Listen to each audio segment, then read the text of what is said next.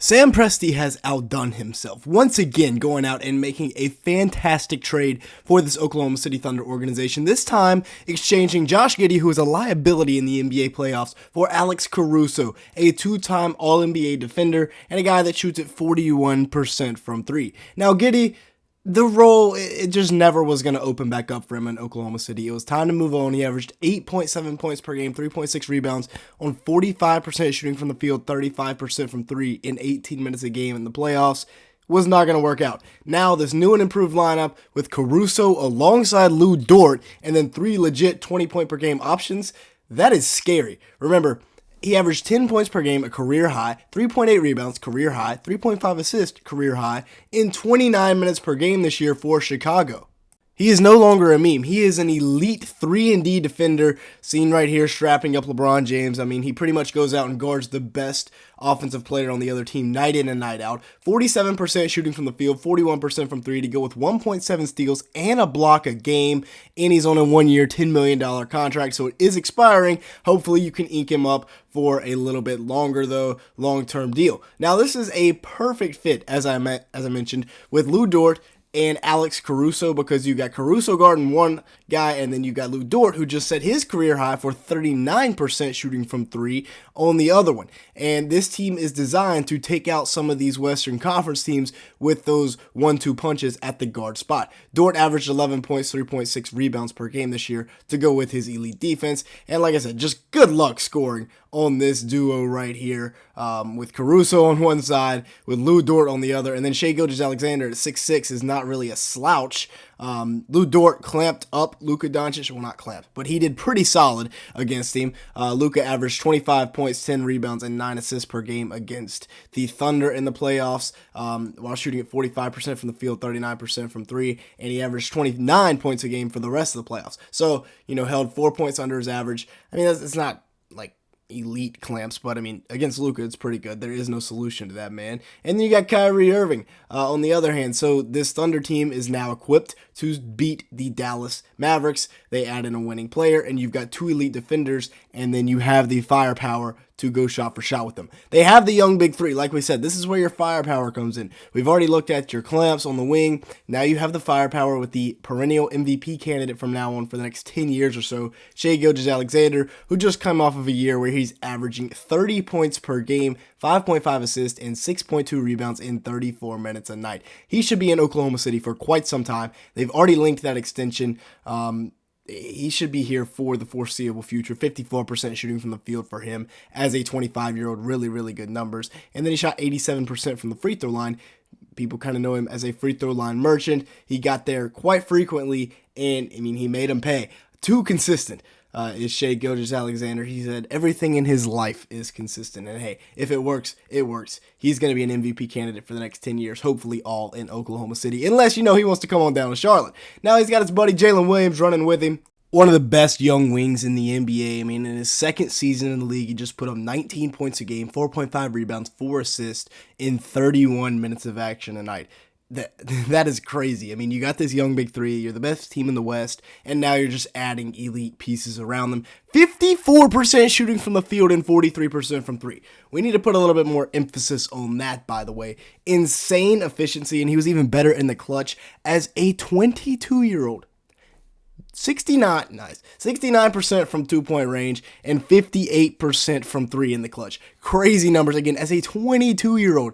That is, you don't see that very often in the modern NBA, but hey, he's a prototypical swing man these days, and he gets the job done for OKC night in and night out.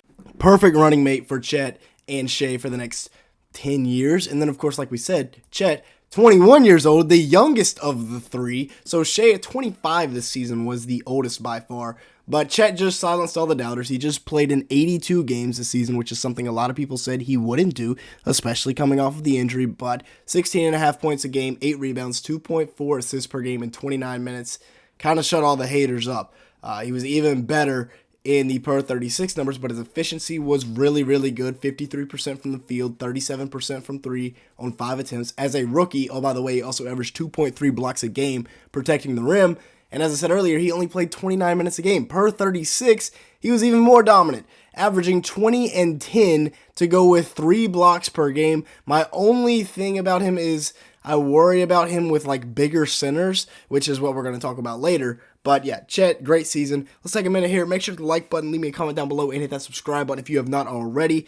As you can see, a large majority of the people that watch these videos are not subscribed to the channel, so if that is you, go ahead and change that. Also, we're trying to hit about 200 likes on today's video, so if you could help us out with that, it'd be greatly appreciated. And with that being said, let's go ahead and continue on looking at the offseason here.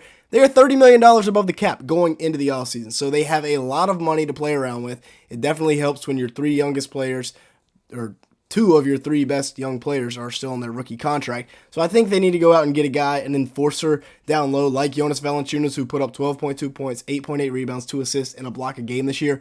You can be aggressive. You can overpay a little bit if a guy wants to come in, but you really shouldn't have to. I mean, you're the number 1 seed in the West. People should be wanting to come in and play with your young core. 55% from the field, 31% from 3 this year, but he only played 24 minutes a game. Per 36, he averaged 19 and 13.5. So he's proven he can still be a really, really good center, a really good roller, rim protector, and rebounder. As well as a great screener. So I think you go after Jonas Valanciunas. The backup plan would be Isaiah Hartenstein, who was very good for New York in their run. But like I said, you need a backup center to Chet, a guy that can be an enforcer down low, because obviously Chet still needs to put some time in the weight room.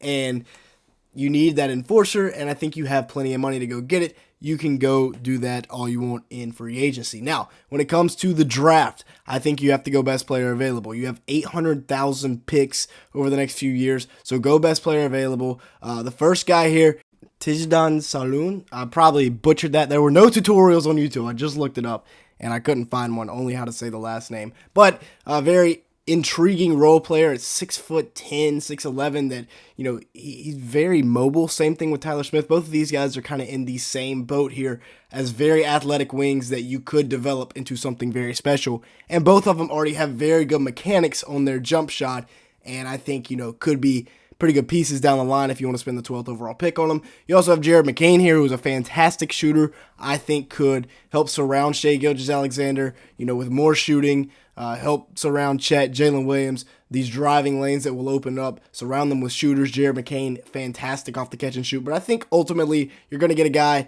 like Devin Carter, who can do it all. Great defender as well. And the jump shot will need some work, but, I mean, he can be pretty good off the catch and shoot, and I think that is a guy that they will end up going with. We already looked at the starting lineup. This can be very scary next year with Shai, Chet, and Jalen Williams, all 20 point per game. Oh, Shai 30 point per game, but the other 2 20 point per game scores. And then you have 2 elite defenders with Caruso and Lu Dort. And then off the bench, you're looking at something like this lineup right here. I mean, you could definitely shift this in a number of different ways. That power forward spot off the bench is kind of wide open. Same thing really with the 2 guard spot off the bench. I just threw Devin Carter in there. You know, you got Cason Wallace as well, Isaiah Joe, all 3 guys that I think will provide, you know, really good minutes for them off the bench this year. And then Valanciunas, if you do bring him in, would probably be off the bench as well. But that's what I'm thinking. I mean, fantastic work here by Sam Presti today to bring in Alex Caruso. If you enjoyed today's video, thanks so much for watching. Make sure to like button and hit that subscribe button. As I said earlier, we're trying to hit about 200 likes on today's video. So with all that being said, thanks so much for watching today's video.